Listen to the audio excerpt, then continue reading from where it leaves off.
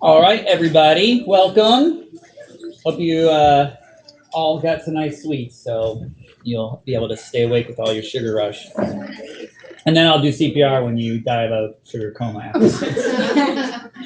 So, CPR stands for cardiopulmonary resuscitation, as you all know, and it's something that is really helpful to know how to do in both animals and people. And so today I'm going to talk about CPR in small animals. And so CPR is easy as ABC, also D and E. But the ABCs of CPR is something you may have heard if you've taken a class. So those are the three things. Can anyone tell me what the A stands for?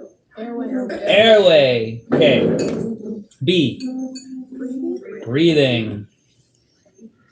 C.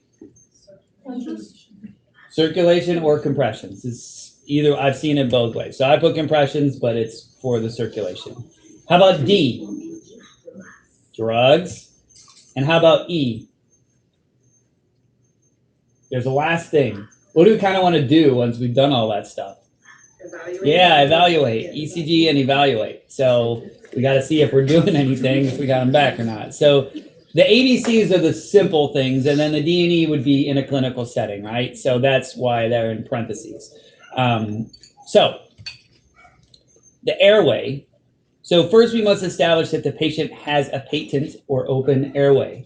It won't do us any good to ambu bag an animal if they have a full tracheal obstruction or airway obstruction, right? And so they'll say in same thing in human CPR classes, you sweep the mouth first. So if they're unconscious and not breathing, you open their mouth, and if you're at home or even here, you might sweep the mouth, see if they're choking on a bone, choking on something that's right in their mouth, okay?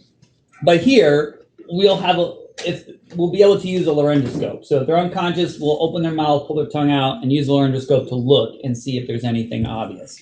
If we are suspicious for a complete airway obstruction because we see that, or the owner said like he's choking on a bone, he just swallowed a bone or something like that, you can actually do a kind of modified Heimlich. So if they're on their side, you can really force on their abdomen or the chest, like just really pushing like forcefully, or you can kind of just give them a few whacks on their back. I mean, the Heimlich in people where you go like this, it's a little bit hard to do in an animal, but you can kind of just really just give them a good whack and see if you can't get them to bring it up just by positive pressure. So in the lungs, it's like when you breathe in, it's because you're pulling your diaphragm back, and it's causing negative pressure, which allows air to flow in, and then you push out with positive pressure. So if you can just kind of forcefully, smack it, that it can sometimes push it out of their trachea. Okay. If the airway cannot be cleared, a doctor may have to perform emergency tracheostomy. Has anyone heard of that term before? Tracheostomy? No. So tracheostomy is to make a hole into their trachea and to give air through the trachea if they're choking up here, right? And so that's something, and even like in the field, like you could stab them with a pen in their toe or whatever if they're choking on something.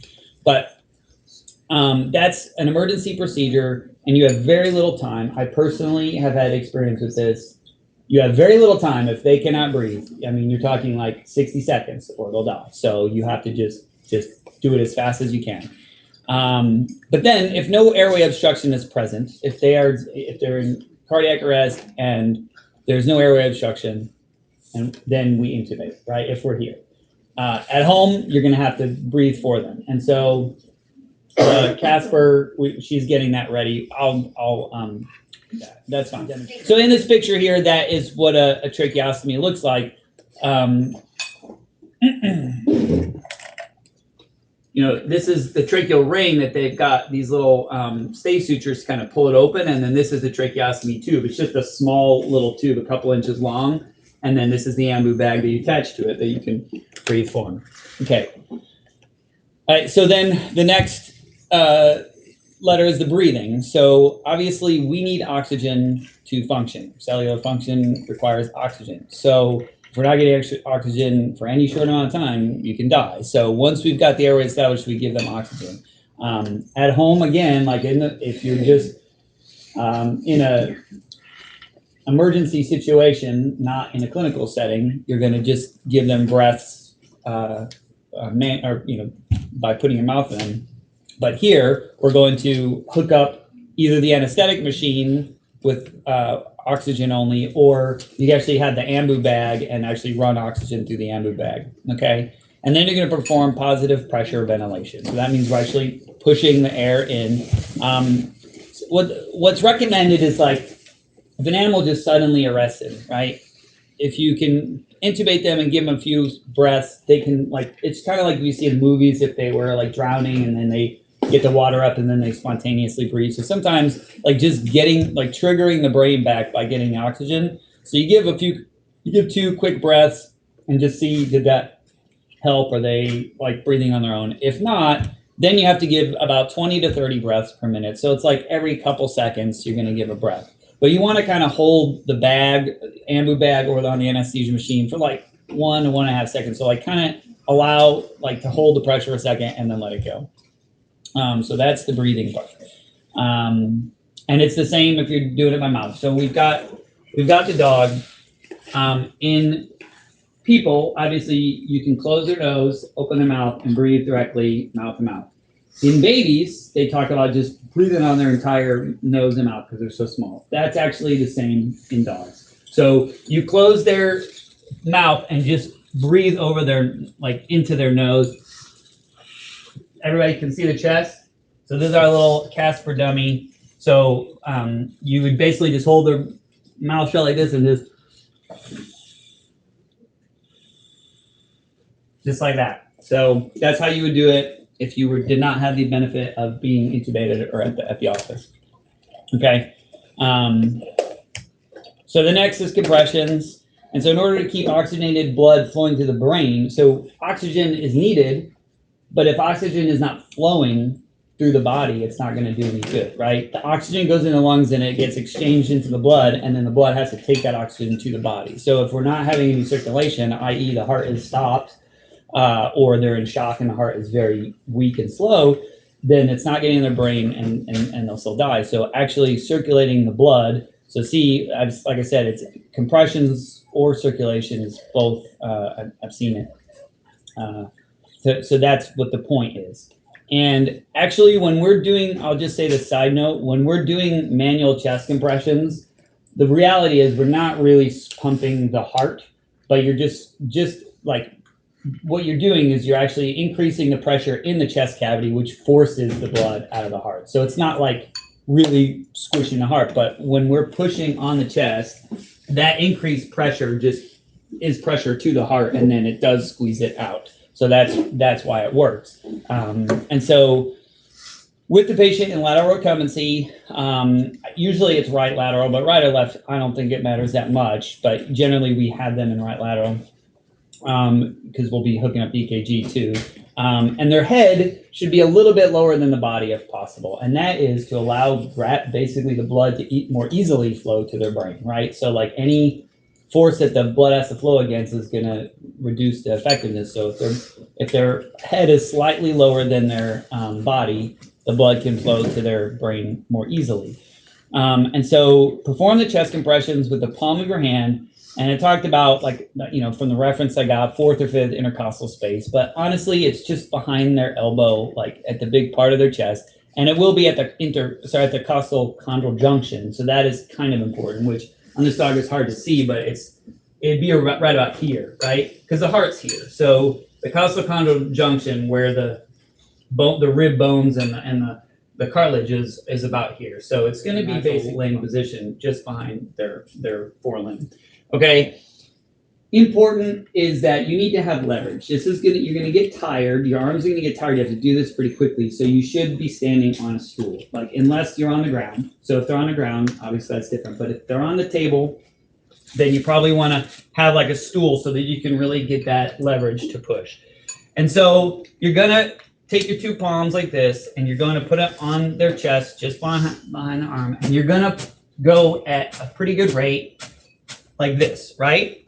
And so, you want to get ready with that? So yeah. Oh wait, I got to do like a little thing. So this is about the beats per minute of the song "Staying Alive." So you probably have heard this, but there's a new song. If you want to be, for you youngsters, you're like, what the hell, "Staying Alive"? You can do. Oh, it's really loud. Oh, shut up. Is it really? Because I'm about to go ham on the dog. The beat's going to come in a second. Okay. Oh, wait. Yeah, see, that's perfect.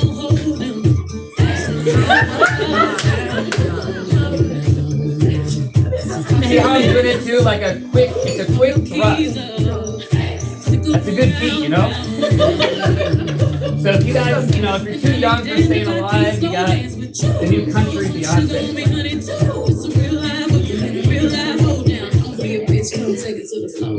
All right, that's it. That was for you.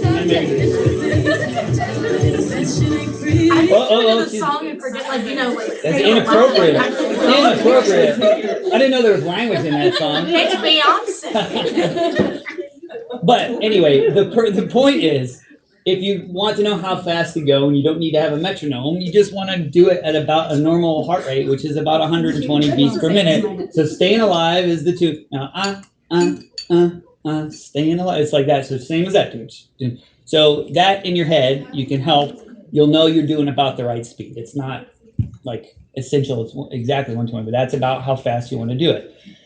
The other part of it is abdominal counter pressure. So if you have a lot of assistance, somebody can actually hold the abdomen down again, because this way we're keeping the pressure in the chest. So if you're pushing like this, well, what's that going to do? It's going to passively push the diaphragm back, and that pressure will go this way. So if somebody's pushing on the diaphragm, then it keeps the pressure in the chest better, and the counter pressure, the compressions will be more effective. And you can also do a belly wrap. I've heard people just wrapping them really quickly if you don't have enough hands. But if you have enough, all hands on deck, one person can be just holding, the other person will do this, the other person will be breathing. And we normally will have 5 people or even more, just people standing around. So there's plenty to do to help. So just a quick note, internal cardiac massage. I've never done this, okay? In an ER clinic, maybe they do it sometimes, but this is pretty, pretty extreme. So in large dogs, obviously compressions are not going to be as effective as smaller dogs or cats. So if it's a patient that is young and had trauma and they could live if we just get their heart, get them through this, you can actually quickly do a thoracotomy in the middle of their chest, open it up, go in and literally hold their heart and push on it. It has been shown to be more effective. So I'm not going to talk about this too much, but that is an effective way to do things. Certainly in humans, they'll do that, in young people, because it is more effective to push on the heart directly. But I've never done that in all my years, and I've worked in emergency. So it's something that if it's a young, bigger dog and they want to do everything, obviously there's lots of complications that can happen, but you can also save their life. So just a note, if you're interested in reading more about that, you can. All right, so here's a picture of a nice boxer getting chest compressions. They're on the floor, so see you're on your knees over them. But that's about how you should be, if they're on the table. You want to be able to kind of be over them, and you can give those quick compressions. And then "Staying Alive" is so associated with it that they have actual posters. So that's kind of a reminder for people. So I think it's important for a moment to say that you guys are all in a medical profession. So if we have some training, you could save a life. You never know. So it's important for people to be CPR trained, because if you intervene very early, you can save their life. So first thing, that's what they say in this class is you have somebody who's trained, it's you call 911. It's kind of just start saying the steps of what to do and doing the compressions and someone breathing. Kelly's our kind of half brother-in-law literally died at the gym, and his wife is nurse anesthetist. Respiratory therapist. Said the wrong thing, and she started CPR right away and saved his life. I mean, like for real. Like he died, and he is alive and fine now because she started it. They kept going, and he was dead, but he came back. So I get choked up thinking about that because like he was what 55 when that happened or something like that, or 50, and At the gym, on a treadmill. yeah. So anyway, the earlier you can intervene, the more likely you can help them. Okay, so now we get to here. Obviously, you're not going to have drugs in at home or out in public, but here we have that benefit. So there are several drugs that we use for CPR. The primary is epinephrine or adrenaline. It's sympathomimetic, meaning that is going to stimulate our some sympathetic nervous system, right? Fight or flight.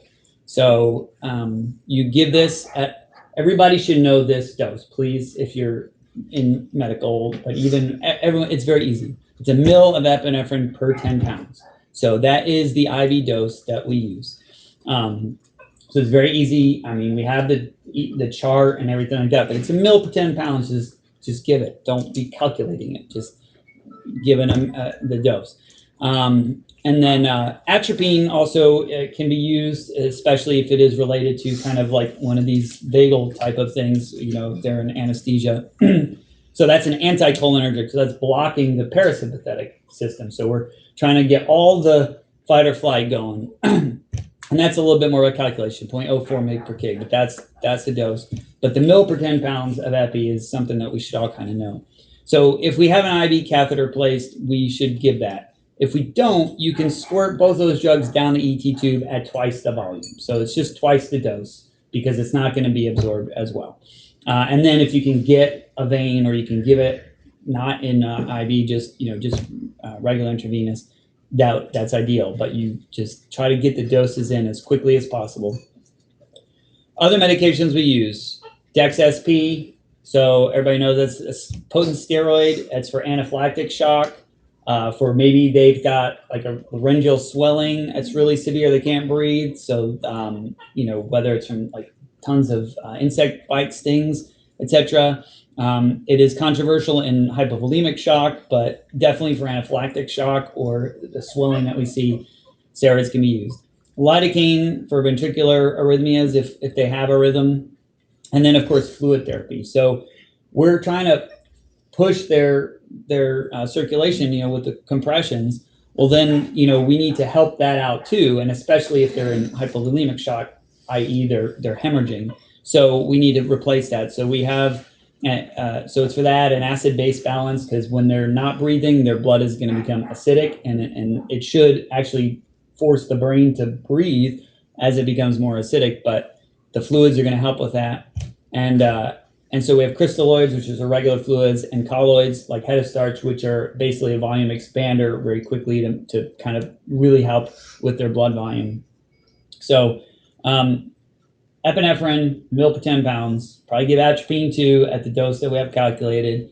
And then we can give it down the tube, and then we can do other drugs as needed. And then the E for evaluate. So during CPR, it's kind of, we have to see, like, are they breathing? Do I have to keep pushing on their chest? They're breathing on their own. It's like at that point we need to stop. So in the team, when somebody's doing the compressions and somebody's breathing and somebody's holding this and somebody's trying to get a back leg IV in or a front leg IV in, like, we need to have somebody put the EKG on there, maybe put the SpO2, like tongue is not going to be, if we're breathing for them, in a great spot, but maybe on their ear or their foot if we can. Because the pulse ox is really helpful too, but definitely the EKG we need to look at and see, like, do they have a cardiac rhythm? All right, so if rhythm is restored but fibrillation observed, then they can be defibrillated. We don't have a defibrillator, I'm sorry to say, but anyway, that's why you see those paddles at the airport now too, because like if you do CPR and you get them back and they're in fibrillation, then that's something that can be done by any of the medics. if no cardiac rhythm is noted after 5 minutes, like we're going to start getting into the brain damage area. And at 10 minutes, if they have no cardiac rhythm, I mean, you're trying to pump that blood and keep the oxygen going to the brain, but it starts to get less and less likely that we're going to save them. So, definitely at some point, the doctor will have to make that decision. A lot of it has to do with the patient. Like if they're a 6-month-old getting neutered, or then, we might, or if they came in hit by a car and they're a year old, that is a situation where the likelihood of them like surviving and recovering is higher than a 10-year-old dog that's got a bleeding spleen or brain tumor or something. Like if they want to do CPR, we're going to try, but the likelihood that we're going to recover them normally is going to be low. And of course, then you will be checking with the pen light or with the ophthalmoscope in their pupil to see if it's responsive. If it's fixed and dilated, and you touch their cornea and the eye doesn't move back, then they've lost upper brain functions and they're pretty much gone at that point. So, here we're gonna have a big team. We're gonna try to initiate the CPR right away. And hopefully we can get them back, but it doesn't take long. If your heart doesn't beat and you're not breathing, it's just moments. All right, so here are 3 rhythm strips. What's that first rhythm? Also known as, what is flatline called? What's the medical term? Speak up. All right, there you go. Asystole. Asystole. So remember, systolic function or systole is the beating of the heart, right? The pump, right? So if there is no systolic function, if the heart is not pushing blood out, this is asystole. You are without function. Then we've got this nice little wavy rhythm next. What is that? No. Close. The other one. VFib. So most likely, if they are in asystole or flatlining, and we give them epinephrine, if we get anything back, they'll come back in VFib. Sometimes they won't. Sometimes they'll come back in the one below it. But VFib is ventricular fibrillation. It's just fibrillatory. It's just kind of like, it's got electrical currents going through. The muscle's trying to pump, but it's really not doing anything useful. Okay, and then the last one. Anybody know what that is? Doctors? That's VTAC. That's ventricular tachycardia. So VTAC out of these 3 is the best thing. That's like, actually it's doing something, but it's still not good. We need to fix that. So I'm gonna ask you, what would we do for, I may have already said it, for asystole, what's the most helpful aside from the compressions and breathing? We're gonna do that, but what do we give for asystole? Epinephrine. What do we do if they're in fibrillation? No. It's in the name of the thing. Defibrillator, right? Defibrillator. And then this is not a question I necessarily expect you to get, but then if you have actual waves that are kind of pointy and look like they're pretty regular and doing something, that's good, but we need to convert that. So Dr. Carroll, what are we going to use for VTAC? Lidocaine. So exactly. Now you can actually shock VTAC, but if we get them, we don't have them, like I said. So if they're in VTAC, like that's bad, but it's still good. We can give them lidocaine and hopefully convert that IV. So yeah. So basically, like in summary, the early action intervention increases the likelihood of survival in patients that are in cardiopulmonary arrest. So if you observe them and you see that something's wrong and we respond rapidly, we can help to save and have good teamwork. We can help to save their life, but you need to know these steps like by reflex so that you can effectively administer the treatments without thinking about it. And so this takes practice. I mean, I'm sure many of you have gone through CPR training and even for people as well. And you've heard it a lot, but it's good to just know it like the back of your hand so that you just react. And so it's always good to refresh your knowledge base, to learn new techniques. You know, I've done tracheostomy, like I said, it's not something that I really want to have to do, but you have to be able to do it quickly or else it's not going to work. And then cardiac massage, I've never done that. I don't have to do that, but like it's in an ER, in like a big 24-hour clinic, they might be able to do that and save someone's life. So, or save a patient's life.